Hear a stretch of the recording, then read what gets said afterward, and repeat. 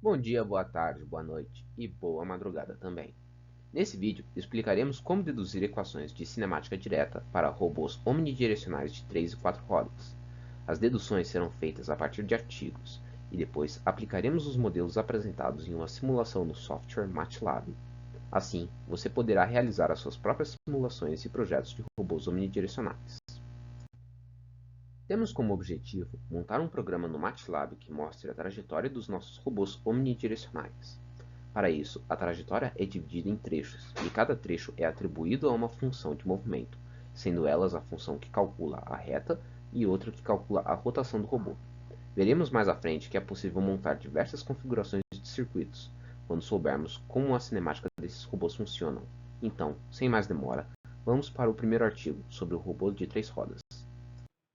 O artigo traz uma análise da cinemática de um robô de 3 rodas omnidirecional. Um robô omnidirecional é capaz de se movimentar em todas as direções no plano, independente da sua localização atual. Por isso, ele é capaz de realizar diagonais que robôs diferenciais ou de 4 rodas normais não seriam capazes. Queremos um sistema de funções que descrevam o deslocamento desse robô em função das velocidades de cada uma de suas rodas, isso é, a sua cinemática direta. Para tanto, vamos equacionar algumas relações do robô.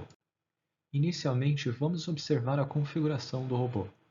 Cada uma de suas rodas está posicionada com um ângulo de 120 graus entre si, e as rodas são capazes de se movimentar perpendicularmente à sua velocidade.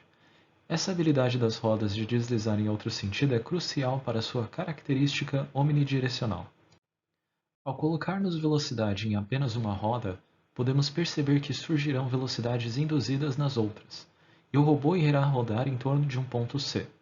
Considerando que todas as rodas irão girar em torno de C com uma velocidade angular igual, podemos calcular as velocidades induzidas.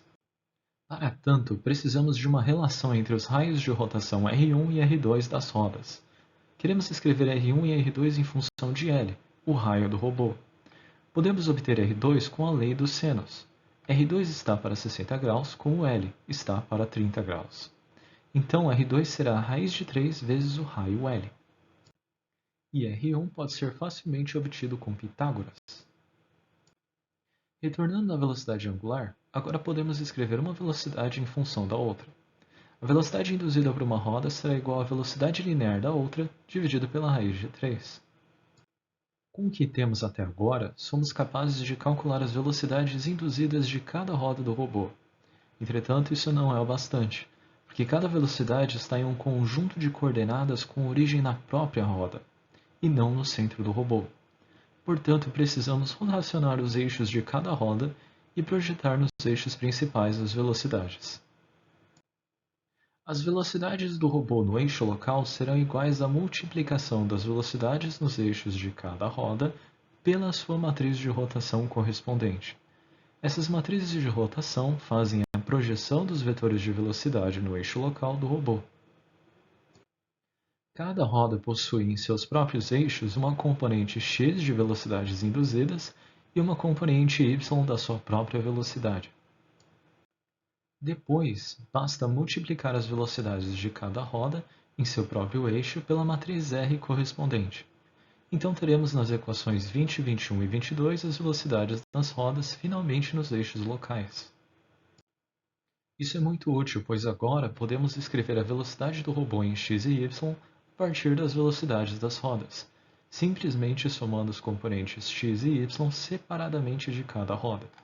Já substituindo as equações anteriores das velocidades na equação 24, temos a equação 25. Só o que nos falta agora é a velocidade angular. Para calculá-la, vamos somar a contribuição de cada roda para a rotação do robô. Como vimos anteriormente, a velocidade angular para uma roda será a sua velocidade linear dividido por 3 vezes o raio L do robô. Basta apenas somar as contribuições de cada roda e teremos a velocidade angular. Com as velocidades lineares nos eixos x e y, como também a velocidade angular, concluímos o nosso objetivo de cinemática direta. Agora, sabendo os valores das velocidades de cada roda, podemos calcular resolvendo o sistema de equações nessa matriz para saber qual será a localização do robô durante uma simulação. Vamos agora para a análise de um robô de 4 rodas omnidirecional. No artigo Motion Improvement of Four-Wheeled Omnidirectional Mobile Robots for Indoor Terrain, analisamos as equações cinemáticas deduzidas pelos autores para um robô omnidirecional de 4 rodas, com o objetivo de implementá-las no software MATLAB. O robô que foi usado para a modelagem dessa cinemática foi um robô omnidirecional de 4 rodas com rolamentos de 90 graus, sendo as rodas também posicionadas a 90 graus umas das outras. No estudo, a velocidade das rodas é positiva se elas rodarem no sentido horário, CW, aqui na tabela, e negativa se rodarem no sentido anti-horário, CW para clockwise e anti-horário para counterclockwise. Para os cálculos da cinemática direta, damos como input as velocidades angulares das 4 rodas no formato de uma matriz 4x1 e multiplicamos elas por uma matriz jacobiana apresentada acima, em J, obtendo dessa forma as velocidades em x e y do robô, assim como sua rotação. Para montar essa matriz, temos que adicionar o ângulo que cada roda tem em relação ao sistema de coordenadas do robô. O Rzinho é o raio das rodas e o Rzão é a distância das rodas até o centro do robô, sendo θ o ângulo de rotação do robô. Para os cálculos da cinemática inversa, fornecemos as velocidades em x e y do robô, bem como sua rotação, e obtemos a velocidade angular das 4 rodas. Chegou-se nessa cinemática invertendo a equação 1, o jacobiano. O programa para o robô de 3 rodas é dividido em 4 arquivos. Temos um arquivo Omni3 Kinematics, que define o sistema de funções diferenciais que deduzimos anteriormente no artigo, 2 arquivos com as funções reta x e rotacionar que montam a trajetória do robô, e o arquivo principal que contém a sequência de chamada das funções de trecho. No arquivo de definição Omni3 Kinematics, escrevemos a matriz obtida pelo artigo. Ela será solucionada futuramente no programa pela função ODE45. A primeira função é a reta x. Ela calcula as coordenadas do robô para uma linha reta de tamanho modificável que percorre o eixo x local do robô. Seus parâmetros são comprimento de reta ΔS, sentido de direção, tempo t e localização q iniciais. No início, ela pede um valor de sentido que pode ser maior ou menor do que zero, e isso define a velocidade das rodas no trecho. Se o sentido for maior do que zero, o robô andará para o eixo x no sentido positivo, e vice-versa. Para o robô andar em linha reta, vamos aplicar uma regra obtida pelo artigo. A somatória das velocidades deve ser zero. Portanto, para o robô andar no sentido positivo de x, vamos aplicar as seguintes velocidades nas rodas: v1 com 0, v2 com menos 1 e v3 com 1. Para que o robô ande no sentido negativo de x, basta inverter as velocidades. Depois, é necessário calcular a velocidade v do robô no plano para obter o tempo necessário do trecho. Isso é possível com as equações de velocidade Vx e Vy obtidas pelo artigo. O tempo, então, é o comprimento de reta ΔS dividido pela velocidade v. Com as velocidades de cada roda e o tempo ΔT do segmento de reta, chamamos a função ODE, que nos retorna as soluções do sistema de equações diferenciais.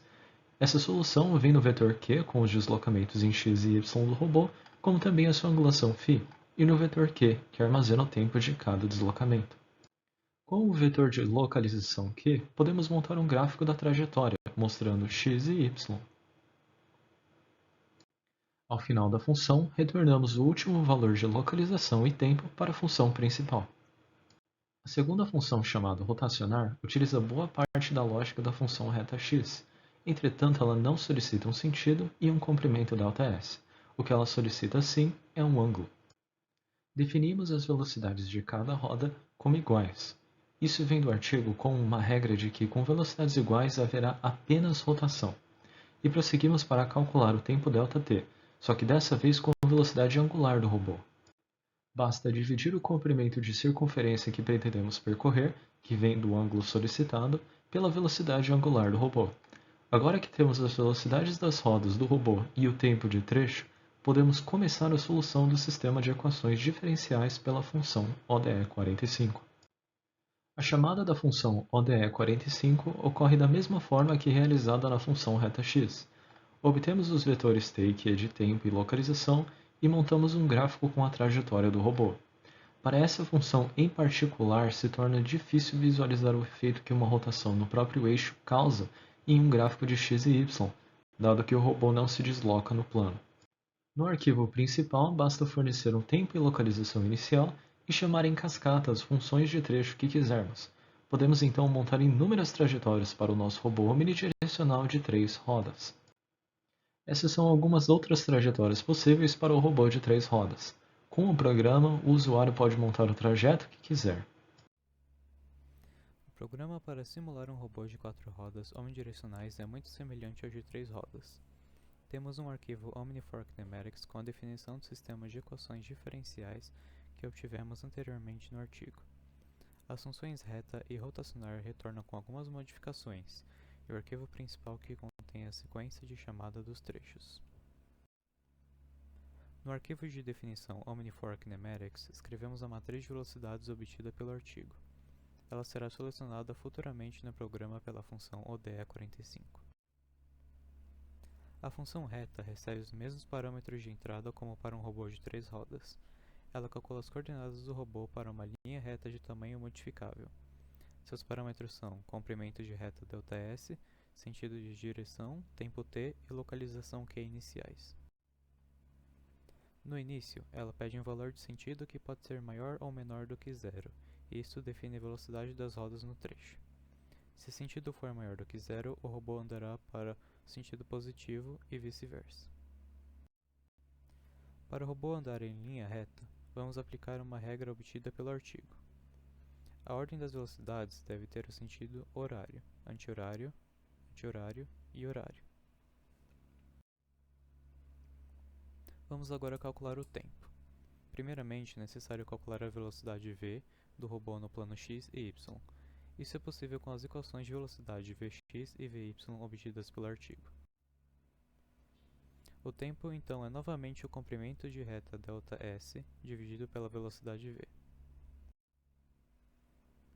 Com as velocidades das rodas e o tempo ΔT de duração do trecho, chamamos a função ODE45 que nos retorna soluções do sistema de equações diferenciais.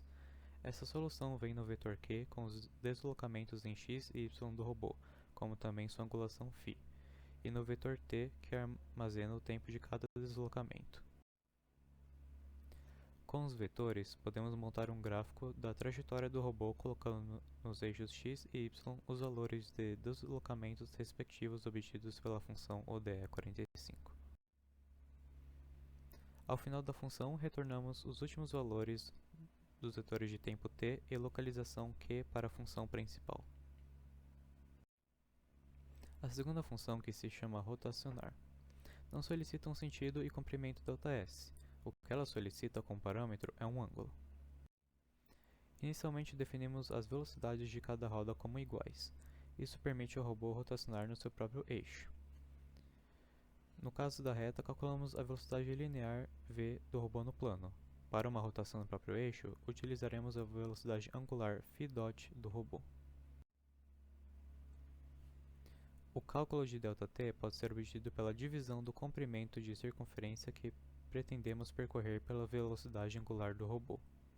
Assim, possuímos as velocidades das rodas do robô, como também o tempo do trecho, e podemos começar a solução do sistema de equações diferenciais pela função ODE45.